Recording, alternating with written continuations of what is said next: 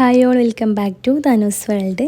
ഇന്നത്തേത് അടിപൊളിയായിട്ടുള്ളൊരു ചിക്കൻ മോമോസിൻ്റെ റെസിപ്പിയാണ്. മസ്റ്റ് ട്രൈ ആയിട്ടുള്ളൊരു മോമോസ് റെസിപ്പിയാണ് കേട്ടോ ഇത്. കറക്റ്റ് റെസ്റ്റോറൻറ്റിൽ നിന്ന് വാങ്ങിക്കഴിക്കുന്ന അതേ ടേസ്റ്റിലുള്ള മോമോസാണ്. ഇതിൻ്റെ കൂടെ മോമോസിൻ്റെ ഒപ്പം കഴിക്കുന്ന ആ ഒരു സോസിൻ്റെ റെസിപ്പി കൂടി ചെയ്തിട്ടുണ്ട്.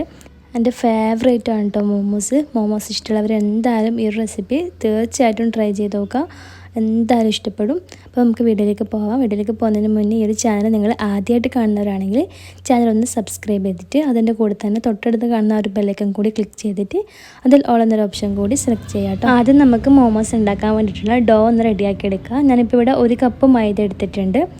ഇനി ഇതിലോട്ടേക്ക് ഉപ്പ് വെള്ളമാണ് ഞാൻ എടുത്തിട്ടുള്ളത്. കുറച്ച് വെള്ളത്തിൽ ഉപ്പിട്ടിട്ട് മിക്സ് ചെയ്തതാണ്. നമ്മൾ ചപ്പാത്തിയും കുബൂസൊക്കെ കുഴക്കുന്ന ആ ഒരു പരുവത്തിന് തന്നെ ഇത് കുഴച്ചെടുക്കാം.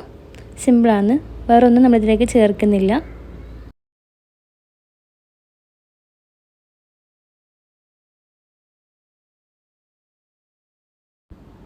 ഡോ ഇതുപോലെ കുഴച്ചെടുത്തതിന് ശേഷം ഇതിൻ്റെ മുകളിലായിട്ട് കുറച്ച് സൺഫ്ലവർ ഓയിലൊന്ന് ആക്കി കൊടുക്കുന്നുണ്ട്.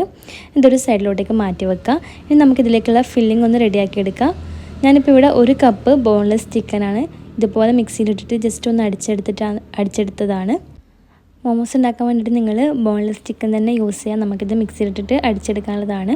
ഇതിലോട്ടേക്ക് 1 ടീസ്പൂൺ ഇഞ്ചി വെളുത്തുള്ളി പേസ്റ്റ്, 1 ടീസ്പൂൺ സോയ സോസ്, പിന്നെ ആവശ്യത്തിനുള്ള ഉപ്പ്, കുറച്ച് മല്ലിയില കേട്ടോ,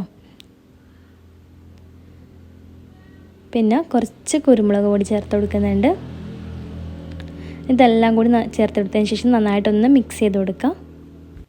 പിന്നെ ഇതിലോട്ടേക്ക് ഉള്ളി അതുപോലെ തന്നെ സ്പ്രിംഗ് ഒനിയനൊക്കെ ചേർത്ത് കൊടുത്തു കഴിഞ്ഞാലും നല്ല ടേസ്റ്റ് ഉണ്ടാവും. അത് വേണമെന്നുണ്ടെങ്കിൽ ഇത് ചേർത്ത് കൊടുക്കാം. ഇനി നമുക്ക് ഈ ഒരു ഡോ ഒന്ന് പരത്തിയെടുക്കണം.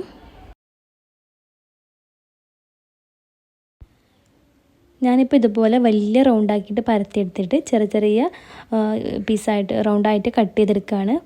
ജസ്റ്റ് ഇതുപോലൊരു അടപ്പ് വെച്ചിട്ടാണ് കേട്ടോ ഞാനിത് കട്ട് ചെയ്തെടുക്കുന്നത്. അധികം തിന്നായിട്ടുമല്ല, എന്നാൽ നല്ലോണം തിക്കായിട്ടുമല്ല, ആ ഒരു പരുവത്തിലാണ് കേട്ടോ നമുക്ക് ഇതുപോലെ പരത്തിയെടുക്കാനുള്ളത്.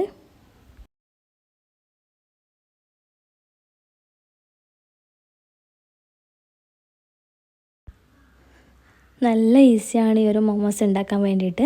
ഇനി ഇതിലോട്ടേക്ക് ഇതുപോലെ കുറച്ച് ഫില്ലിങ്സ് വെച്ച് കൊടുത്തിട്ട് നമുക്ക് ജസ്റ്റ് ഒന്ന് പ്ലേറ്റ് ഇട്ടിട്ട് ഇതുപോലെ ഒരു ഷേപ്പിലാക്കി എടുക്കാം. നിങ്ങൾക്ക് ഇഷ്ടമുള്ള ഷേപ്പിൽ മോമോസ് ഉണ്ടാക്കിയെടുക്കാം. ഞാനിപ്പോൾ ഈ ഒരു ഷേപ്പിലാണ് ഉണ്ടാക്കിയെടുക്കുക. നിങ്ങൾക്ക് എങ്ങനെയാണോ വേണ്ടത് അതുപോലെ ചെയ്തെടുത്താൽ മതി.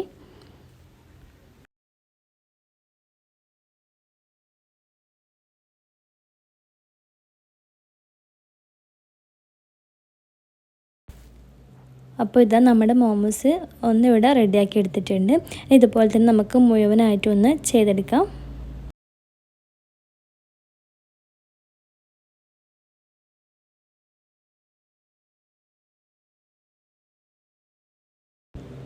ഇതിപ്പോൾ മുഴുവനായിട്ടും ഞാൻ ഈ ഒരു ഷേപ്പിലാക്കി എടുത്തിട്ടുണ്ട്. ഈ ഒരു അളവിൽ ഉണ്ടാക്കിയപ്പോൾ എനിക്ക് 21 മോമോസ് കിട്ടിയിട്ടുണ്ട്. നമുക്കിതൊന്ന് ആവിയിൽ വെച്ചിട്ട് ആവി കയറ്റിയെടുക്കാം.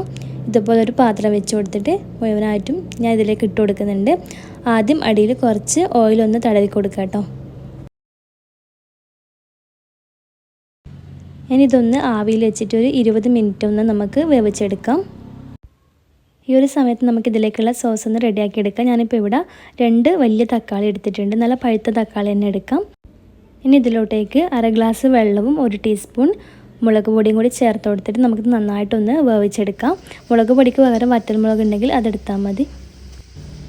നല്ലപോലെ വെന്ത് വന്നതിന് ശേഷം നമുക്കൊരു മിക്സിയുടെ ജാറിലിട്ടിട്ട് ഇതുപോലെ നന്നായിട്ടൊന്ന് അരച്ചെടുക്കാം.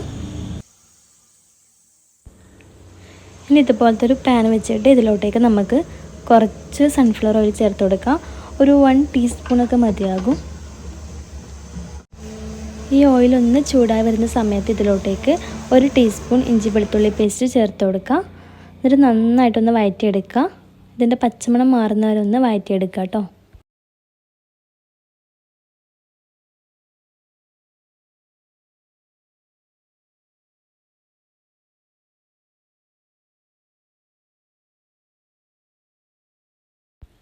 ഇതിൻ്റെ പച്ചമണമൊക്കെ മാറി വന്നു കഴിഞ്ഞാൽ ഇതിലേക്ക് നമ്മൾ അരച്ചെടുത്തിട്ടുള്ള ആ ഒരു തക്കാളി പേസ്റ്റ് ചേർത്ത് കൊടുക്കാം. തക്കാളി നല്ലപോലെ ഒന്ന് മിക്സ് ചെയ്തെടുക്കുക. അതിൻ്റെ പച്ചമണം മാറുന്നവരെ തന്നെ ഇത് ഒന്ന് വഴറ്റിയെടുക്കാം.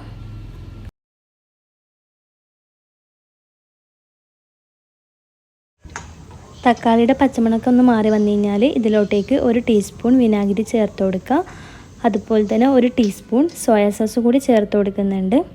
പിന്നെ 1 ടീസ്പൂൺ ടൊമാറ്റോ സോസ് കൂടിയാണ് കേട്ടോ ചേർത്ത് കൊടുക്കുന്നത്. ഇത് മൂന്നും ചേർത്ത് കൊടുത്തിട്ട് നന്നായിട്ടൊന്ന് മിക്സ് ചെയ്തെടുക്കാം.